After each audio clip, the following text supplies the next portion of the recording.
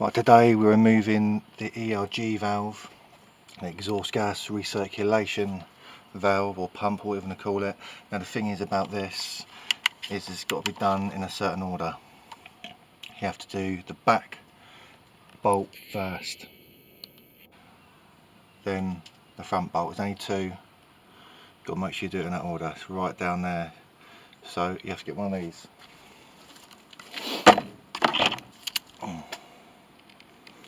10-inch socket with a 12mm head on it.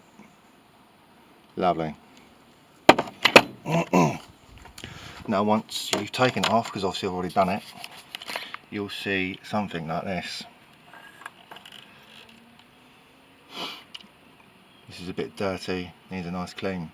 But basically the valve bit you can see there will go up, and that will allow the exhaust gas back into the engine doing the job it needs to do.